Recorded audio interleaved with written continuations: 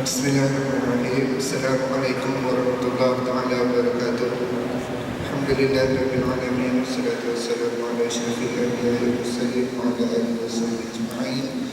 Jadi alhamdulillah pada malam ini kita akan mendengar kuliah maghrib daripada Fadilatul Syekh Ibrahimuddin. Jadi insya-Allah sebelum kita mulakan kuliah kita pada malam ini, izinkan saya untuk perkenalkan sedikit latar belakang Syekh Ibrahimuddin. Mungkin ramai yang masih belum mengenali dan sebagainya. Mungkin ada yang pertama kali pun melihat wajah Syekh dan sebagainya. Jadi ini sedikitlah yang boleh saya ceritakan, yang sebenarnya lebih panjang lagi. Jadi sedikit, nama penuh Syekh ialah Syekh Ibrahimuddin Nawawi Jahani. Beliau dilahirkan pada tanggal 8 Oktober 1965 di Bekasi, Indonesia, dan merupakan cucu saudara kepada seorang ulama alam yang terkenal di Mekah, iaitu Syekh Muhammad Nawawi bin Umar Ibn Arabi bin Ali Al-Jawi Al-Bantani, atau lebih dikenali sebagai Syekh Nawawi Bantani. Jadi pendidikan, antara latar belakang pendidikan Syekh Ibrahimuddin ialah daripada pesantren Kepek, Cirebon, Jawa Barat, kemudian di pesantren Syaziliyah, Karawang, Jawa Barat, dan seterusnya. 4 buah pesantren. Ada pesantren yang terakhir ialah di Lirboyo, di Jawa Timur. Iaitu yang tak formal. Pendidikan yang formal, saya pernah mengambil Ibtidaiyah Al-Azhariyah tahun 1980-an, kemudian Sanawiyah Al-Azhariyah pada tahun 1982, kemudian panjang lagi, kemudian Sastra Arab Kompetensi Inisa Tambun Bekasi pada tahun 1990, kemudian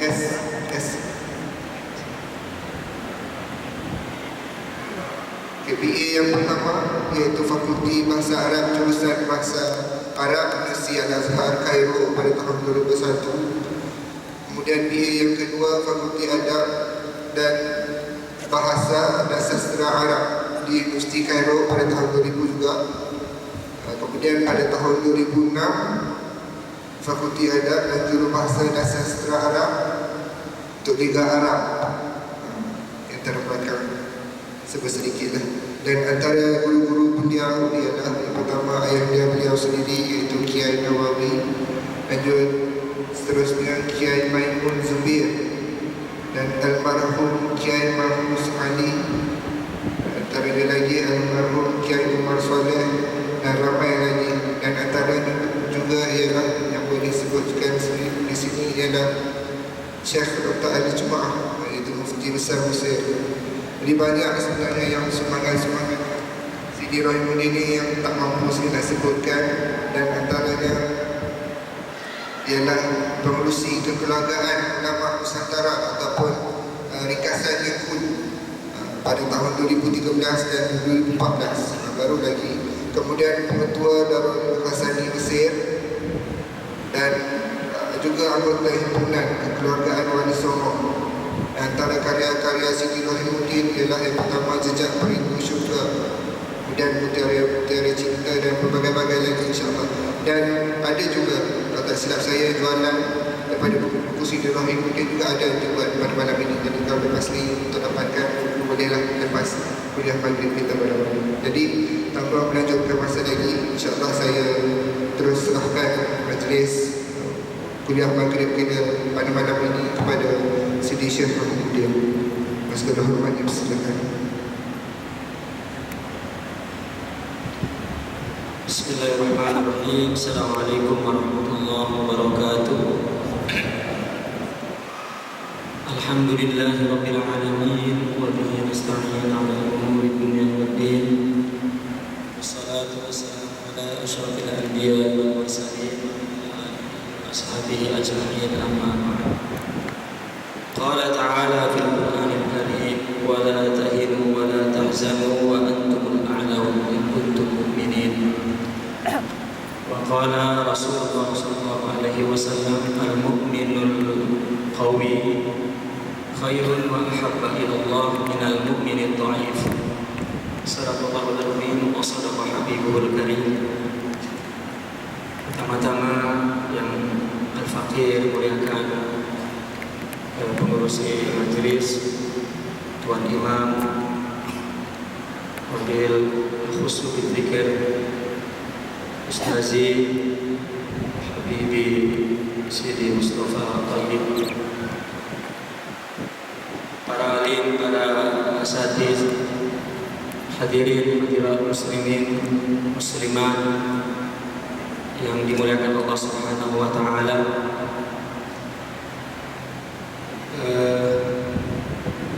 Alhamdulillah, dengan puji dan syukur hadirat Allah Subhanahu wa taala, pada petang hari ini Al-Faqir berada di majelis di Masjid Al-Kautsar bersama saudara-saudara muslimin muslimat. Dengan izin Allah, kedatangan Al-Faqir yang pertama adalah silaturahim pada umat Islam, pada para pejuang dakwah agama kita, sesama saudara akidah dalam Islam di bumi Sabah, tepatnya di Tawau ini. Yang kedua yaitu semata-mata untuk menjalankan amanah daripada Allah, daripada agama kita, untuk bersama-sama di bumi Nusantara ini mempertahankan akidah dan terus menyebarkannya hingga kepada generasi keturunan kita yang akan datang. Saya di bumi Sabah lebih merasa dekat karena bumi Sabah ini masuk ke kepulauan Borneo. Kebetulan istri saya juga Borneo, di Banjarmasin. Sering saya datang ke Banjarmasin, tapi tidak pernah tahu di ujung, di atas Banjarmasin di Sabah. Waktu saya sekolah menengah, saya suka dengan peta Banjarmasin, peta Borneo.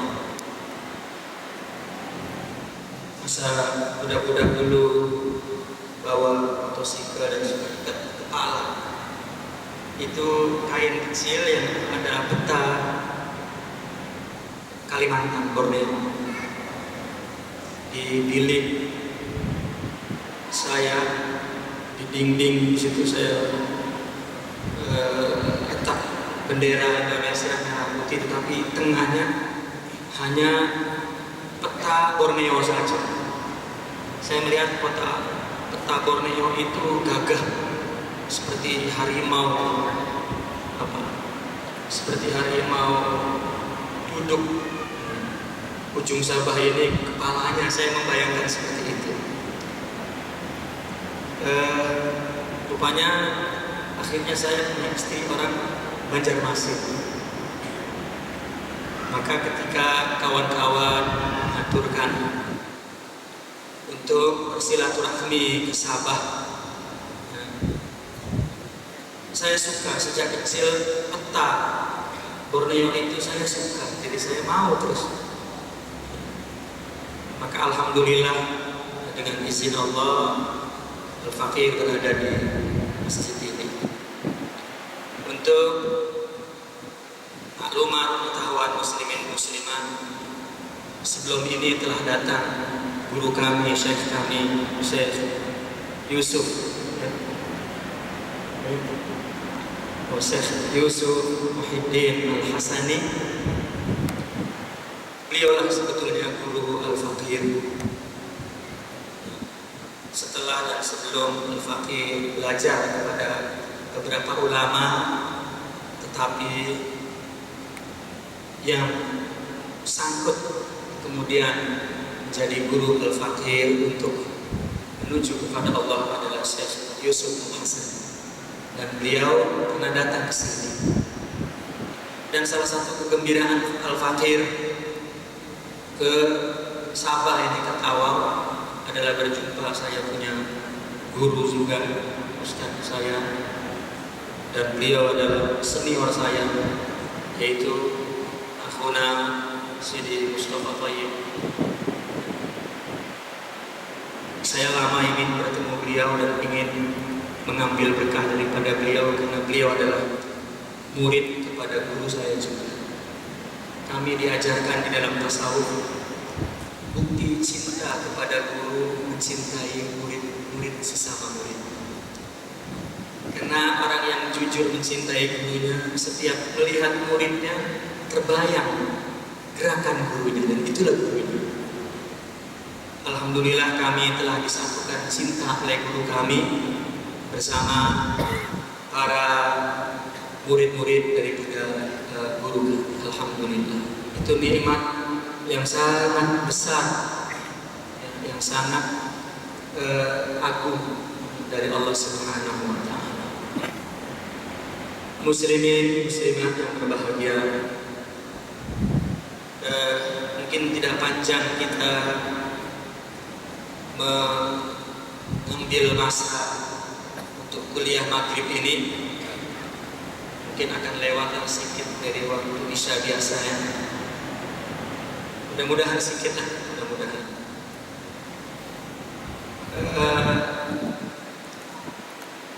Tajuk yang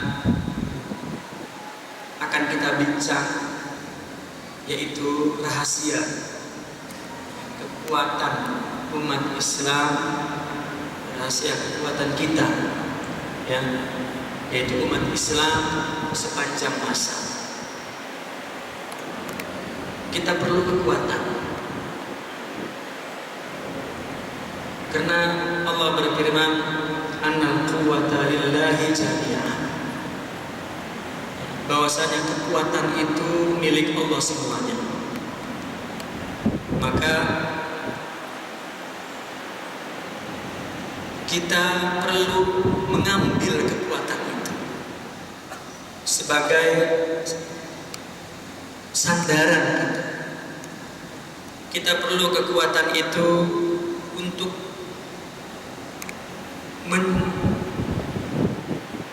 menjadi harapan kita.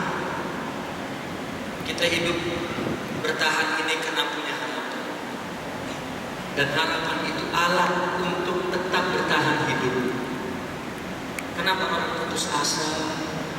Karena dia tidak punya alat untuk bertahan, bahkan untuk bahagia.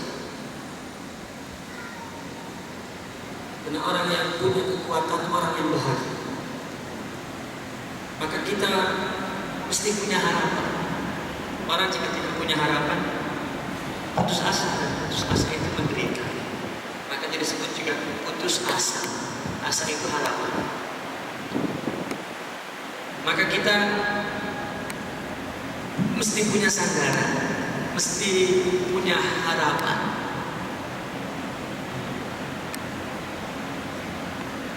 Yang membentuk kekuatan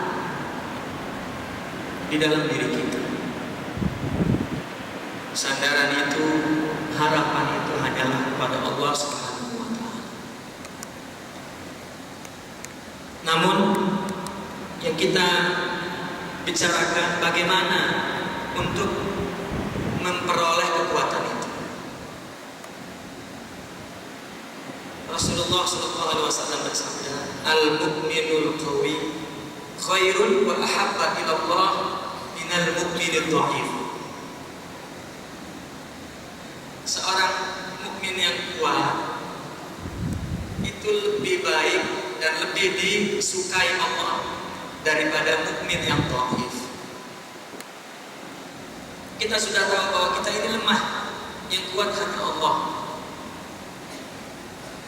Maka dalam riwayat lain Nabi menjelaskan, al-mu'minul ladzi yukhalitun nas wa yasbir ala adahum khairun minal mu'minil ladzi la yukhalitun nas wa la yasbir ala adahum.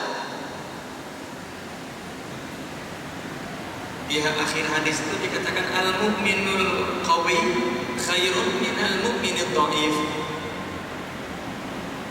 Nabi menjelaskan bahwasanya mukmin yang kuat adalah mukmin yang hidup, bergaul, berinteraksi kepada semua manusia, tetapi dia menyabari hambatan, halangan, gangguan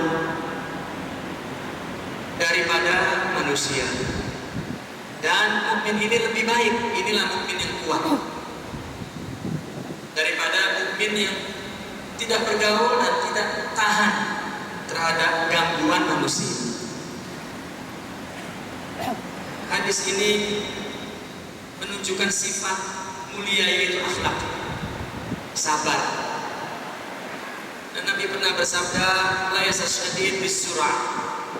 Kekuatan bukan dengan mengalahkan orang, tetapi kekuatan adalah dengan menahan nafsu ketika marah, menahan diri indal ghadab. Maka kata Nabi, kekuatan itu bukan kekuatan fisikal yang boleh mengalahkan orang, tetapi kekuatan mampu menahan diri ketika marah. Banyak hadis-hadis, kalau kita simpulkan saja, kita perlu satu teori lah ya, untuk kita amalkan.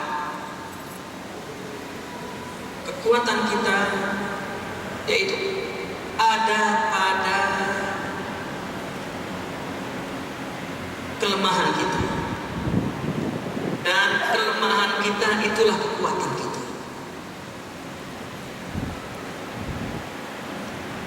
Salah satu contoh, orang mudah kerasukan jin. Cirinya 4. Pertama, orang yang sangat sedih, sangat marah, dan sangat takut, dan sangat bernafsu syahwat. 4 keadaan ini dianggap lemah. Kita itu lemah. Jika kita lemah, maka mudah merasuk jin itu. Kita bacakan ayat ruqyah, dibacakan oleh ustaz, keluar, ustaznya balik, jinnya masuk, datang lagi. Karena yang menjemput jin kita, ustaz hanya menghalau, nanti kita pula yang menjemput dan datang lagi. Maka kita ini lemah. Jika kita bersama yang maha kuat, Allah, maka kita akan kuat. Itu sebab kalau kita menjadi hamba, itulah kelemahan kita, hamba Allah. Dan disitulah rahasia kekuatan. Artinya kita perlu memiliki akhlak-akhlak, dan akhlak ini tidak dapat kita miliki kecuali mempunyai akidah, iman dan keyakinan yang kuat. Nabi pernah bersabda begini, "Lau araqtumullaha haqqa ma'rifatih la zalatil jibali bidu'aih." Kalau engkau tahu mengenal Allah sebenar-benarnya mengenal Allah, engkau dapat melenyapkan gunung dengan doamu. Kenapa kaitannya dengan gunung? Ada hadis Rasulullah SAW bersabda, "Lamma khalaqallahu al-ard, famarat wa taharrakat fa asbatal jibal." Ketika Allah menciptakan bumi, maka bumi goyang. Lalu Allah ciptakan bukit, maka bumi jadi tenang. Maka gunung itu adalah sebagai pasak paku penguat bumi. Lalu malaikat bertanya, apakah ada engkau menciptakan lebih kuat dari gunung? Naam, al-hadid, besi. Karena besi mampu memotong-motong bumi. Lalu malaikat bertanya, apakah ada kekuatan engkau menciptakan lebih kuat dari hadid? Ya, an-nar, api. Karena api mampu tuzibul hadid, melunakkan hadid.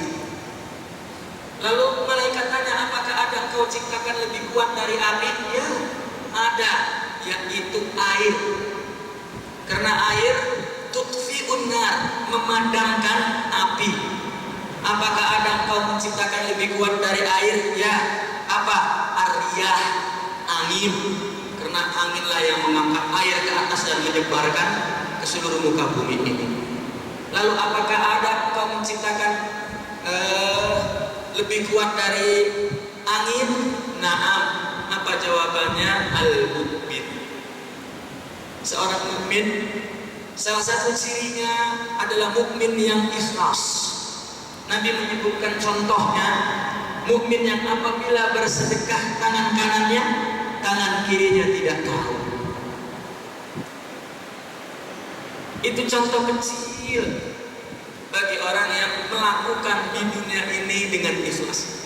Maka kalau kita himpun beberapa hadis tentang rahasia kekuatan umat Islam ada pada akhlaknya. Yang tadi sabar, dan ini sekarang ikhlas, yang ini syukur.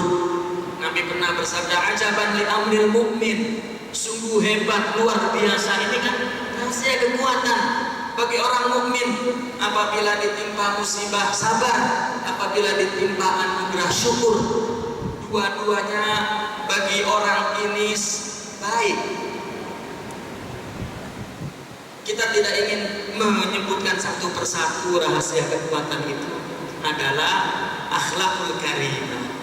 Namun akhlak ini timbul dari akidah, makrifat, iman, yakin kepada Allah Subhanahu wa ta'ala. Maka kita perlu memiliki keyakinan itu, akidah itu, tauhid itu kepada Allah Subhanahu wa ta'ala. Namun bagaimana pula kita memiliki akidah, memiliki keyakinan? Tuan-tuan dan puan-puan, kita mempunyai akidah yang kuat apabila kita dekat kepada Allah. Maka pertanyaannya makin panjang, bagaimana cara mendekatkan diri kepada Allah? Bagaimana melakukan pendekatan ini kepada Allah? Ulama telah memberikan satu jalan ya, agar menjadi panduan bagi kita. Pertama, yaitu al-ilm. Kita perlu memiliki ilmu pengetahuan, terutama ilmu-ilmu syariat.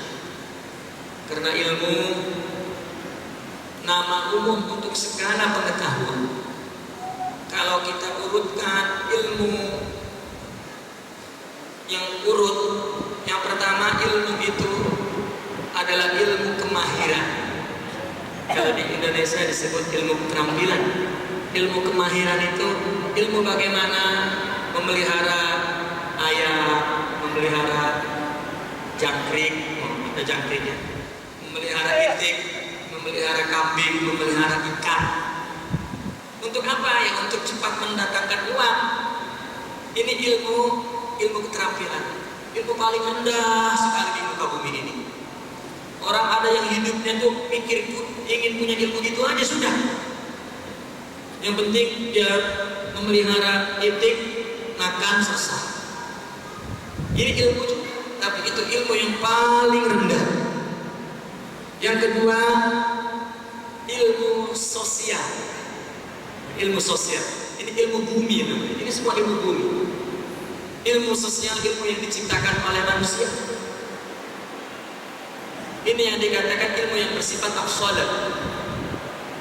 Dulu sahabat ada yang datang kepada Rasulullah bertanya tentang cara mencampur korma, mengawinkan. Bagaimana cara membuat korma itu menjadi tumbuh baik dan buahnya banyak. Maka bertanya kepada Nabi, Nabi ajarkan apa yang Nabi tahu. Tetapi kemudian setelah beberapa minggu, hasil kormanya malah rusak, tidak berbuah. Akhirnya orang lari lagi ke Rasulullah, ya Rasulullah, kenapa hasil korma saya jadi hancur? Maka Rasulullah menjawab dengan kalimat singkat, antum a'lamu bi umuri dunyakum. Ya sudahlah, kau cari saja caranya, karena engkau akan lebih tahu nanti tentang urusan dunia. Maka a'lam bi umuri dunya adalah ilmu pengetahuan sosial, ilmu pengetahuan dunia. Ini akan terus berkembang, ya, akan terus meningkat, ya, akan punya teknologi dan seterusnya. Maka ilmu pengetahuan ini, ilmu ekonomi, ilmu politik, ilmu kimia, ilmu fisika, ya. Dan itu yang disebut ilmu pengetahuan. Tapi bagaimanapun ini ilmu dunia yang kita perlukan untuk kemaslahatan kita di dunia. Islam memberikan keluasan untuk mempunyai ilmu ini. Maka orang-orang yang punya ilmu lebih terhormat.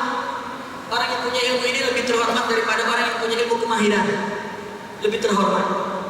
Maka yang ketiga, ilmu yang di atas ilmu ini adalah ilmu syariah. Ini baru ilmu datang dari langit, dan ilmu ini tidak dapat dibikin oleh manusia. Ilmu syariah, ilmu fikih, ilmu akidah, ilmu tasawuf yang bersumber dari Al-Quran dan Sunnah. Ilmu ini datang dari Allah. Maka orang yang punya ilmu ini lebih mulia daripada orang yang punya ilmu pengetahuan, karena ilmu ini dari langit. Nah, yang dimaksud ilmu tadi untuk keperluan kita mendekatkan diri kepada Allah adalah ilmu syariah.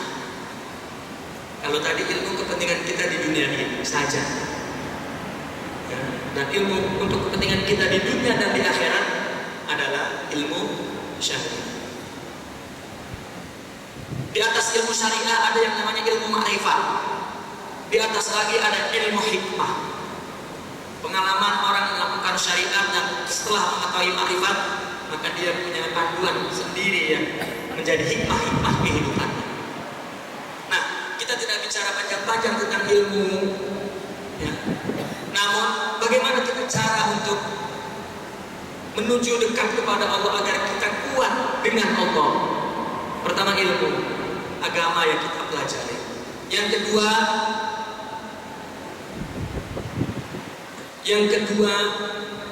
kita perlu memperkuat, ya, ilmu kita dengan pendidikan rohani, yaitu untuk mengalahkan yang membuat kita lemah, yang membuat kita tidak memiliki kekuatan, yaitu nafsu. Tadi orang yang takut sangat, ya, Orang yang ini tidak punya kekuatan rohani. Orang yang nafsu sangat, orang yang marah sangat, itu dari nafsu. Tuan-tuan dan puan-puan, nafsu ada dua macam. Nafsu dalam diri kita ada dua macam. Allah berfirman, wa nafsi wa ma sawwaha fa alhamaha fujuraha wa taqwaha. Allah ciptakan manusia itu, diri manusia ya, itu sempurna. Artinya di dalam diri manusia sempurna ada dua kekuatan, kekuatan buruk dan kekuatan baik. Kita punya kekuatan buruk dan punya kekuatan baik pada diri kita sendiri. Kita tahu di luar diri kita, artinya di luar diri kita, di luar manusia, buruk itu hanya ada di iblis. Iblis hanya punya buruk, malaikat hanya punya baik. Ini ciptaan Allah, hanya punya baik. Kalau kita punya baik dan punya buruk, kita ini malaikat dan juga iblis. Kita boleh jadi malaikat dan boleh jadi iblis.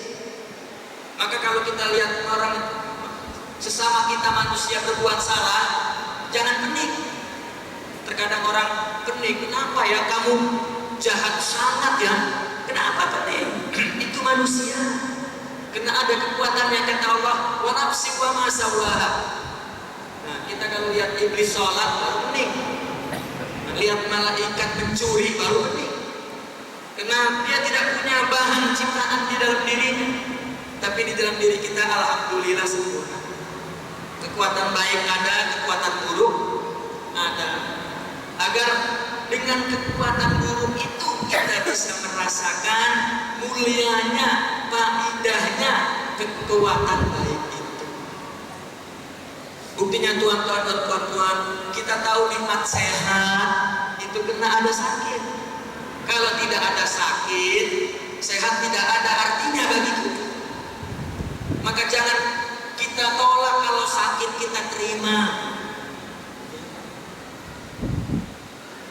Itu pasangan yang Allah ciptakan kepada kita. Maka nafsu, sekarang kita bercerita tentang nafsu. Nafsu inilah yang membuat kita tidak punya kekuatan. Nafsu inilah yang menghalang kita untuk menjadi kuat. Jin pun berani masuk ke kita kalau kita hanya punya nafsu marah, nafsu syahwat. Nah, tuan-tuan dan puan-puan, para ulama telah menjelaskan bahwa di dalam diri, di dalam nafsu ini ada dua saja. Pertama, nafsu syahwat. Kedua, nafsu ghadab. Nafsu ghadab, nafsu marah. Nafsu syahwat ini urusannya perut, urusannya farji.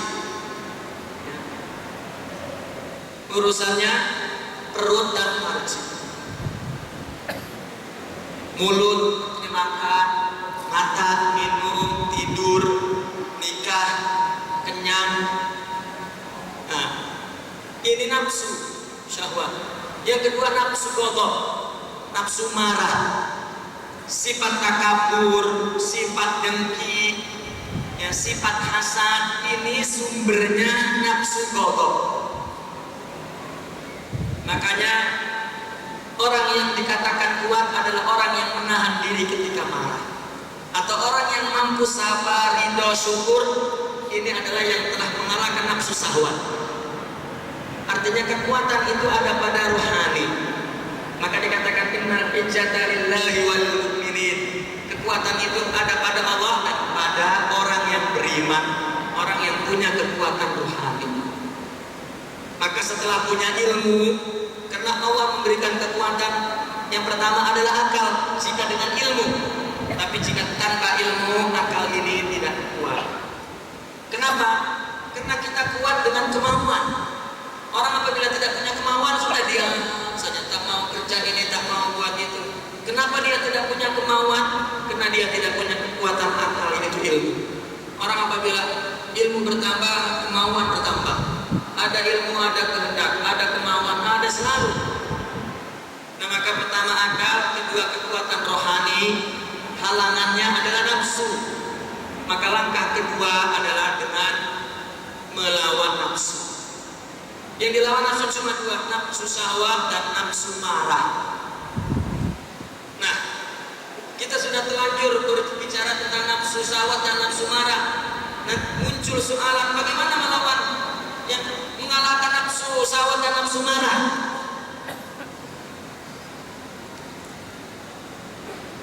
Ulama telah memberikan panduan juga melawan nafsu syahwat dengan melakukan riyadhah. Artinya Nabi bersabda, "Ada aduwik nafsuka baina jambaik." Musuh besarmu nafsu dalam dirimu. Nabi mengumpamakan musuh karena musuh persoalannya kalah dan menang, kuat dan lemah. Maka kekuatan kita apabila kita memenangkan nafsu, kekalahan kita apabila kita kalah di depan nafsu, maka Nabi menyebutnya musuh. Maka Nabi mengatakan musuh besar. Ada aduwik nafsuka baina jambaik. Jin takut dengan manusia kalau ada kekuatan rohani itu. Tapi jika kosong, ciri lemahnya dari kekuatan rohani adalah tadi orang yang marah sangat. Saya baru mendapat message dari kawan di Suriname.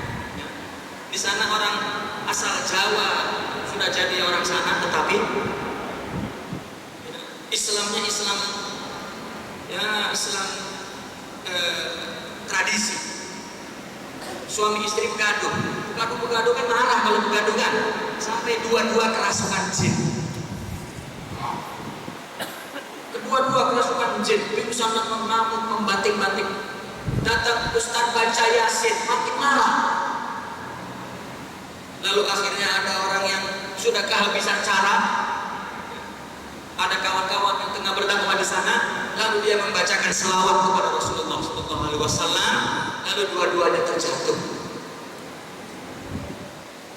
Saya percaya betul nasihat ulama kita ini memang perlu banyak selawat tiap sana untuk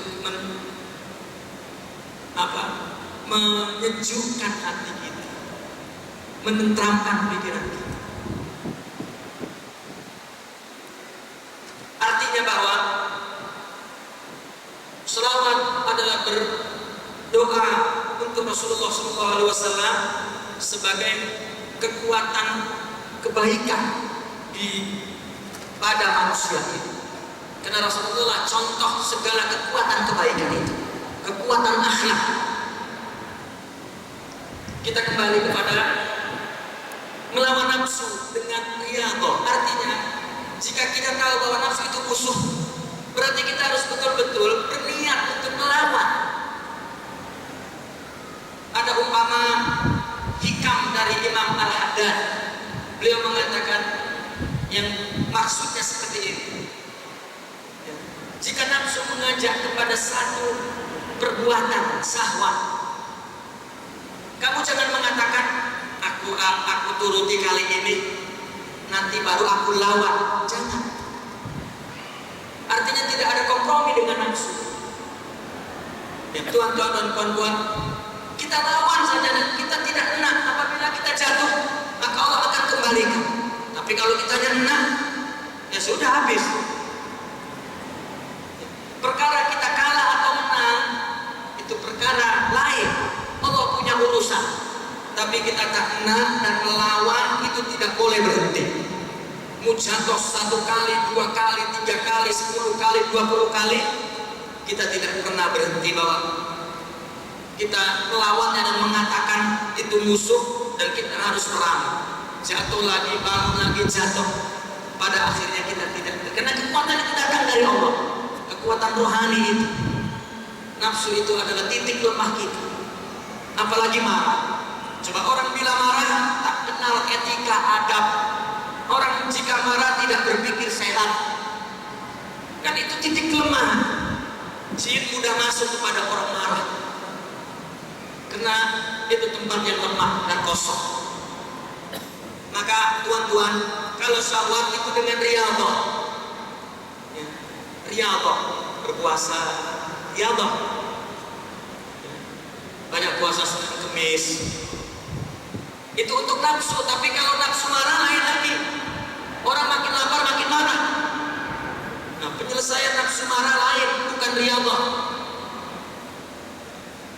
Orang Ramadan 30 hari puasa penuh, tapi makin marah. Kalau nafsu untuk riyadhahnya mengurangi makan dengan puasa, mengurangi tidur dengan bangun qiyamul lail. Nah, lagi kalau nafsu marah kurang tidur makin kuat marah. Nah, kita kalau tengah tidur terganggu atau kurang, boleh marah-marah dengan istri, dengan anak. Nah, maka riyadhah ini mengurangi makan, mengurangi tidur dengan berpuasa dan qiyamul lail meskipun 2 rakaat saja. Nah, itu adalah untuk melawan nafsu dan menahan bicara buruk. Itu sumber kekuatan. Orang apabila ngomong apa yang diingini diomong, konsekuensi akibat dari omong itu lebih besar musibahnya, dan itu membuat dia lemah gara-gara ucapan. Sampai sahabat bertanya, apakah di akhirat orang akan disiksa di neraka dengan sebab lidah? Nabi menjawab, sakilan ka ummah. Sampai Nabi mengatakan kata-kata yang sungguh-sungguh. Betul-betul kita nanti di akhirat akan menuai hasil lidah kita. Nah, ini adalah nafsu syahwat. Adapun nafsu marah, nafsu marah itu yang menimbulkan takabur, dengki, iri, ghibah, namimah, ujub, riya. Orang apabila sudah bukan marah itu bukan dihilangkan marahnya, tapi ditundukkan kepada kehendak Allah. Orang jihad perlu marah, orang datang mengaji perlu marah, perlu nafsu yang mendorong dia untuk kuat. Namun sudah ditundukkan. Coba satu contoh, Sayyidina Ali pernah ada di medan perang. Sayyidina Ali jika perang tidak mau membunuh kecuali kepada qaid, kepada pimpinannya. Jika masuk perang dia cari mana yang paling pimpinannya, jenderalnya mana, dicari itu, yang lain ditinggalkan karena buang-buang tenaga. Maka apabila itu tengok pada tanda jenderal dia perang, kemudian terjatuh jenderal itu, hanya tinggal membunuh saja. Ketika Sayyidina Ali mau membunuh, tak jadi, ada yang menghalangi, lalu disarungkannya pedang itu. Nah, seorang jenderal lebih baik terbunuh daripada terhina. Dia merasa dihina, dianggap remeh. Tak payah. Lalu dia marah dan meludahi, bunuh aku cepat, kau merendahkan aku.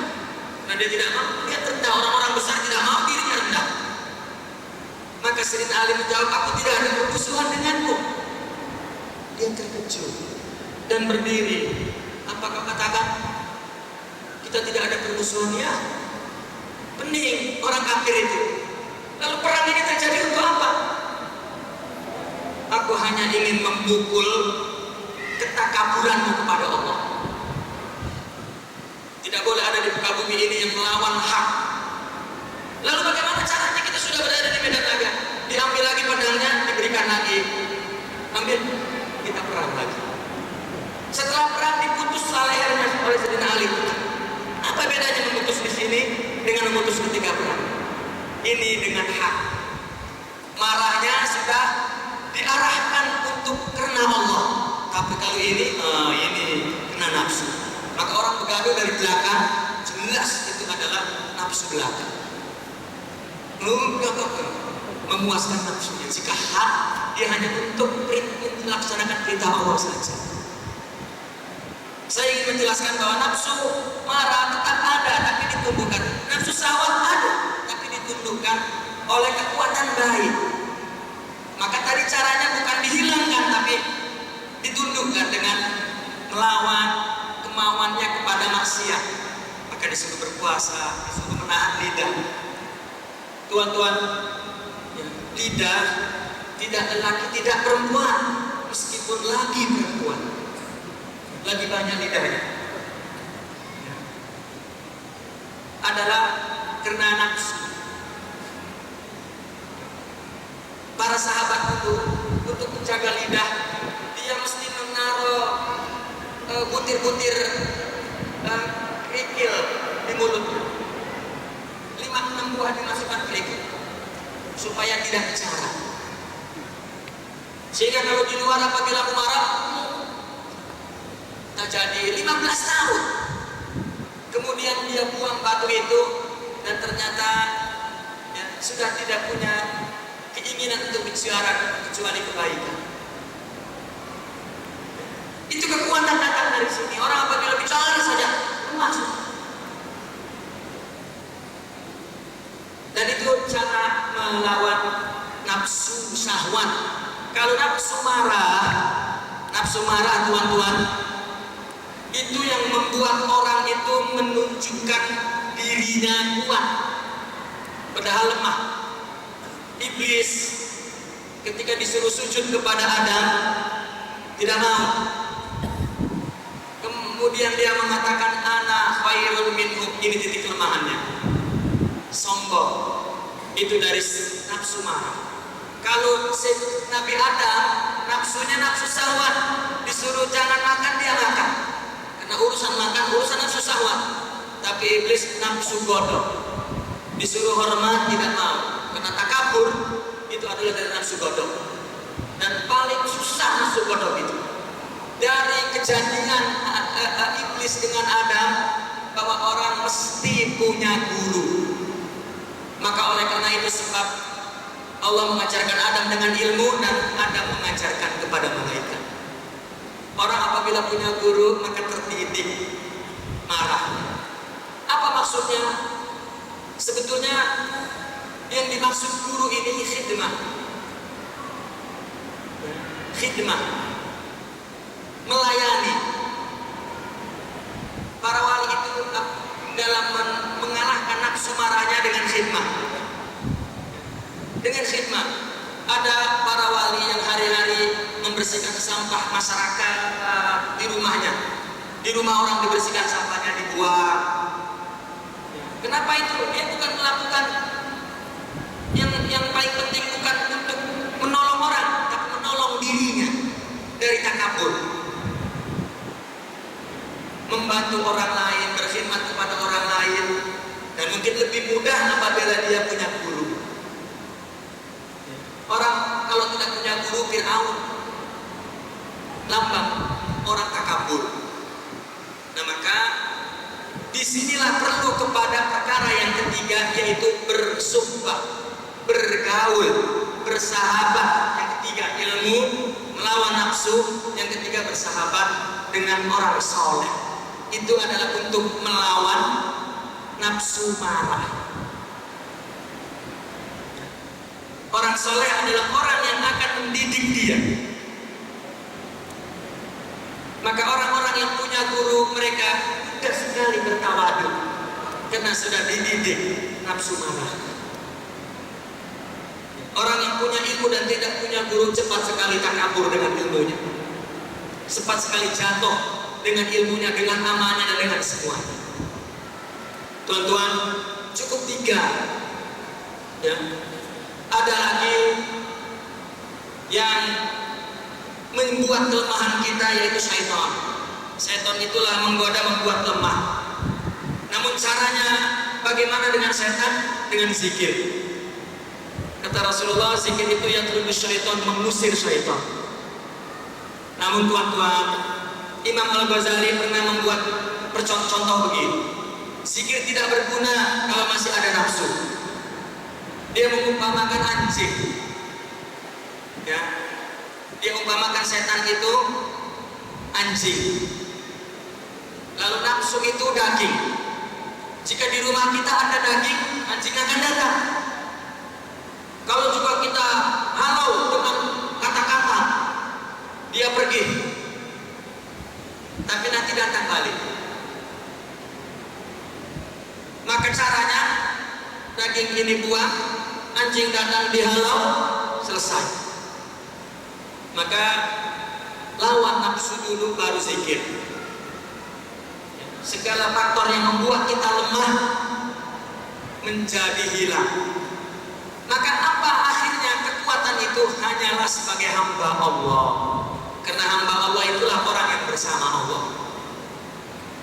Maka senantiasa kita menghadiri majelis ilmu dan berusaha untuk minta pendidikan agar kita mampu melawan, menjaga diri kita dari kelemahan dan punya guru untuk menasehati kita ya, agar dia menjadi ikutan kedua kita, dan itulah yang membuat kita tidak menjadi sombong dan melenyapkan nafsu marah itu. Tuan-tuan dan puan-puan, Allah menyuruh kita untuk tidak merasa hina dan jatuh.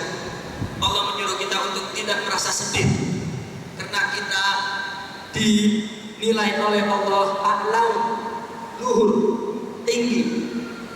Ya. Maka oleh karena itu kita mesti menjaga diri dari sesuatu yang menjatuhkan kita. Maka akal kita pelihara, jangan sampai akal ini rusak. Memeliharanya dengan terus mengisi ilmu pengetahuan ya, dan nafsu ya, dan juga zikir, dan mesti punya guru pembimbing kita untuk mengontrol jiwa ini agar tetap stabil ya, dan mampu mengalahkan kekuatan nafsu amarah. Orang pikirannya apabila marah menunjukkan kekuatan, tidak, itu menghabiskan kekuatan dan lemah. Tetapi jika sabar, disitulah sumber kekuatan.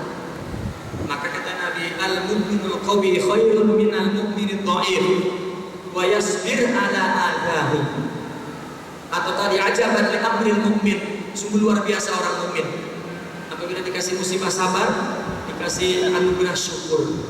Itu hanyalah akhlak. Tuan-tuan, akhlak hanya lahir apabila kita mampu melawan hawa nafsu dan punya contoh yang nyata, yaitu guru. Baru kita punya akhlak. Akidah yang pertama kita miliki akidah akal, anutan.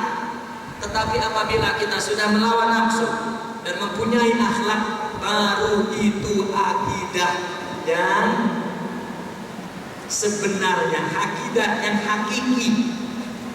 Dan itulah yang terakhir disebut bahwa sumber kekuatan adalah akidah dan iman. Karena apabila kita sudah mempunyai sifat-sifat yang mulia, itu adalah sifat-sifat yang Allah berikan, yang disebut akhlak, maka akidah kita kuat. Maksudnya ciri akidah kuat apabila berakhlak, itu maksudnya. Itu saja para muslimin dan muslimat, tuan-tuan dan puan-puan, pada malam ini kita mencari apa rahasia kekuatan kita sepanjang masa. Hanyalah sebagai hamba Allah. Hamba Allah adalah hamba yang apa? Hamba Allah adalah hamba yang berakidah dan bertauhid, berakhlak. Maka itulah cara-cara memperoleh kekuatan dan membuang kelemahan yang kita anggap kuat, itu sebetulnya lemah. Tadi dikatakan rahasia kekuatan ada di kelemahan dan rahasia kelemahan ada di kita.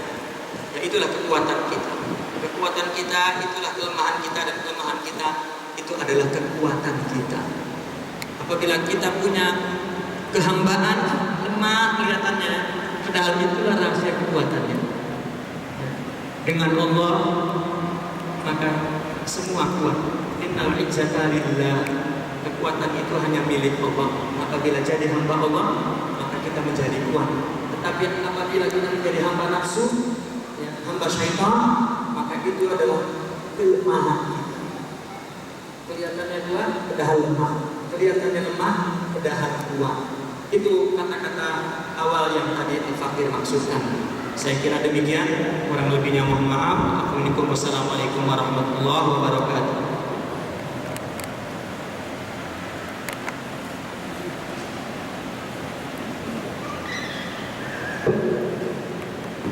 Yang ada soalan silakan.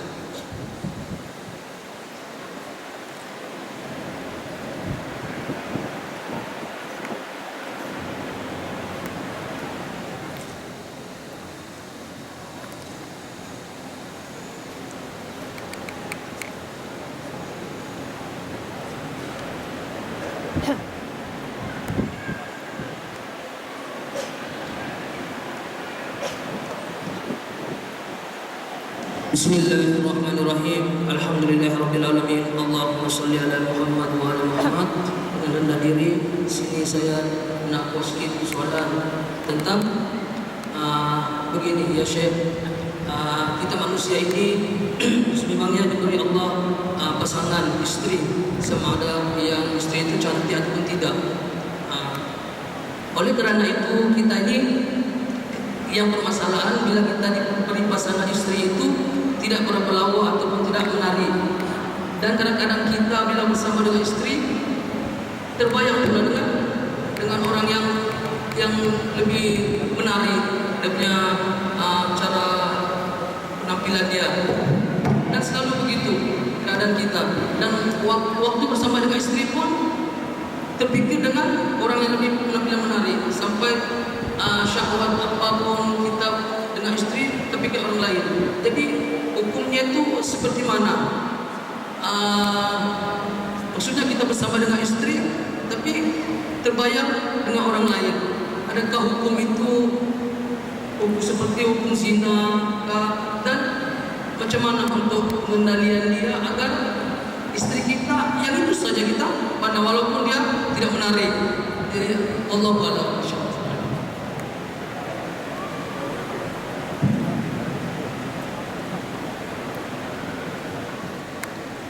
Bismillahirrahmanirrahim.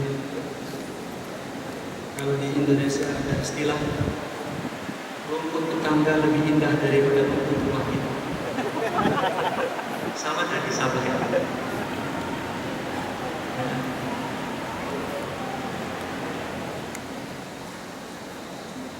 Maka kami diceritakan dalam sebuah kitab Imam Syahrawi, seorang murid jika nak nikah mesti izin dengan gurunya. Satu hari ada murid minta izin kepada gurunya untuk nikah. Lalu gurunya bertanya, kenapa kau nak nikah? Karena saya tak mampu nahan hawa nafsu saya. Jadi saya kena nikah cepat. Lalu saya tanya, kalau kau sudah nikah, kau boleh tahan hawa nafsu itu? Macam tak juga lah. Kalau lawan dulu nafsu baru nikah. Nafsu punya keinginan, namanya syahwat. An-nafsu tashku. Lalu yang diingini oleh syahwat adalah hawa. Yang diingini oleh nafsu adalah hawa. Kita sering mendengar nafsu, syahwat, hawa, itu satu. Nafsu itu sifatnya, ya, bendanya, airnya, itu sifat sebetulnya. Nanti nafsu sifat ini punya fi'il, yaitu syahwat. Nafsu tashku. Tashku adalah keinginan yang datang dari nafsu, itu namanya syahwat. Dan yang diingini oleh nafsu hawa.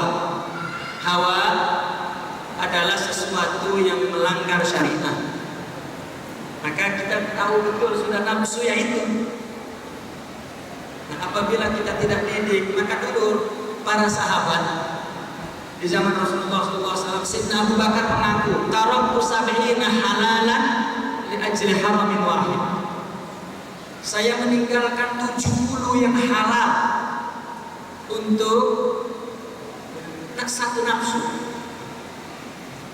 Sebelum saya jawab langsung, kita ingin jelaskan nafsu itu sendiri. Para sahabat diajarkan oleh Nabi untuk mendidik nafsu. Kita punya uang, kita punya segala sesuatu, memang halal punya kita. Kita boleh membelanjakan, membeli halal. Nafsu bukan perkara halal. Tuan-tuan, orang sesuatu berdasarkan nafsu, ya nafsu meskipun itu halal atau haram. Dia mencuri harta orang haram, dia gunakan untuk belanja banyak-banyak. Dengan nafsu, kita punya uang sendiri dari hasil usaha sendiri. Lalu kita poya-poya, kita apa poya-poya ya? Sama ya. Kita hambur-hambur. Sama dengan nafsu. Nafsu tidak ada kenal halal haram, nafsu ya nafsu. Kita dengan istri dengan nafsu, dengan zina kepada orang dengan nafsu. Maka kita didik nafsu itu yang halal dan mubah agar dia sudah kalah dan tidak punya kekuatan apabila menghadapi yang haram. Karena jika nafsu kuat, akal sudah tak berguna meskipun akal ini tahu itu halal, itu haram. Tapi apabila sudah lemah, maka kekuatan lain, akal batu, kekuatan kopiah putih haji pun menolong kita untuk kuat. Tapi sumbernya di nafsu. Maka didiklah nafsu dimubah-ubah. Di zaman sahabat, anak Sayyidina Umar, beliau menjadi khalifah. Pagi-pagi sudah balik dari pasar, bawa satu bungkus daging. Pagi-pagi sana. Daging besar, banyak daging. Maka Sayyidina Umar keluar dan bertemu pagi-pagi kau sudah balik dari pasar, beli apa? Tanya dengan anaknya, aku tadi malam ingin daging ayah. Maka aku pagi-pagi dah cari daging. Sayyidina Umar menjawab, oh jadi engkau ini kalau nak sesuatu terus beli. Gitu kan? Engkau ini sahabat atau bukan? Jadi kamu ini kalau nak terus dilakukan. Hah? Heran, kenapa ya? Kau ini mengikuti keinginan. Jika kau nak terus beli. Diulang-ulang perkataan Sayyidina Umar. Oh begitu ya rupanya akhlak kamu ya. Sehingga anaknya itu berdiri dan memandang ayahnya. Kenapa ayahnya begitu mengingkari ya? Katanya ini daging. Saya beli halal dari uang saya dan saya ingin kan masa selesai. Akhirnya Sayyidina Umar mengulang lagi itu saja ya. Jadi kau kalau terus kamu lakukan ya. Oh begitu rupanya. Dia berdiri hingga Sayyidina Umar pergi meninggalkan dan mengulang-ulang kata itu. Orang yang akalnya sehat paham. Bukan belinya yang dilarang dan dia ulang-ulang itu bukan belinya, tetapi kebiasaan mengikuti hawa nafsu. Akhirnya dia berdiri lama sampai ayahnya tidak ada, dia berdiri. Baru dia tak makan daging pun hari ini tak amat. Dia balik. Semua mendidik nafsu dihalal bukan diharam. Terlambat kalau sudah diharam baru dididik. Bagaimana kita coba? Seorang perempuan pergi ke mall, catatan dari rumah hanya 5 benda yang dia beli. Tengok balik berapa? 15. 10 benda ini dari mana? Dari nafsu yang tidak biasa dia tahan. Halal. Maka didiklah nafsu dihalalkan. Dan Imam Junaidi berkata, ada tempat yang membisikkan ke dalam diri kita dan yang mempengaruhi kita untuk melakukan perbuatan. Pertama nafsu, kedua syaitan, ketiga malaikat, keempat Allah. Sebetulnya empat-empatnya pun dari Allah, tapi yang dimaksud Allah ini direct Allah saja, tanpa perantara, terus tercampak di hati kita. Nafsu disebut hawajis, dorongan keinginan kuat. Orang melawannya mungkin satu saat itu juga, karena nafsu bisikannya kuat. Imam Junaidi mengatakan nafsu ini jika membisik dan kemauannya tidak pernah berhenti. Tidak ada orang kecuali Nabi atas taraf wali yang tertinggi, tetap nafsunya masih meminta. Cuman bedanya dia punya kekuatan untuk melawannya. Kekuatan untuk melawannya punya. artinya rohaninya kuat. Nafsu tidak beza. Nafsu seorang ulama, soleh, aulia sama, nafsu 100% tidak berubah. Yang perlu kita miliki kemampuan untuk melawannya. Nafsu kita dengan nafsu para wali sama. Cuman kita tidak punya kekuatan untuk melawan, itu saja. Coba seorang petinju, dia boleh menang, boleh kalah, kan bukan kurang kekuatannya, tapi yang lebih kuat itu yang menang dengan dia. Nah, mungkin para wali menghadapi nafsu seperti Mike Tyson bertinju dengan saya, mati langsung. Seperti itu, Pak. Kalau kita sebaliknya, nafsu itu Mike Tyson, kita ini tak mampu lawan, dipukul nafsu langsung jatuh. Nafsu tidak pernah berhenti kecuali kita pindah dari negeri dunia ini ke negeri akhirat. Kalau belum pindah, tidak berhenti nafsu. Maka kita jangan merasa aneh, heran, dan memandang rendah jika orang bermaksiat. Kita punya itu sama. Kata itu seorang ulama jika jatuh maksiat, takdir, mungkin dia akan cepat kembali. Yang penting bukan orang berbuat salah, kembalinya itu yang penting. Itu akhlak yang diajarkan kepada kita. Maka nafsu perlu sejak dini dikalahkan oleh kita dengan riyadhah, dengan segala macam. Khususnya ujian bagi kita adalah harta, wanita, tahta, senjata, Toyota, itu, dan juta-juta. Itu yang cenderung untuk membuka setera nafsu yang melemahkan kita. Maka menghadapi semua itu kita didik dari awal, dari yang boleh, dari yang halal, mulai dari perkara kecil. Maka jangan terlampau kenyang sampai bunyi makanan yang terakhir di leher berbunyi krok begitu. Ya. Pikiran kuat. Sudah pun makan banyak itu banyak membuat buruk, membuat gula, darah tinggi, banyak. Makan, kata Nabi, cukup orang mukmin itu lukaiman. Karena makan itu nafsu, sama dengan binatang. Coba kita tanya, mana mulia? Orang hidup untuk makan atau makan untuk hidup? Mana yang lebih mulia? Hidup untuk makan satu, makan untuk hidup, mana yang lebih mulia? Yang pertama atau yang kedua?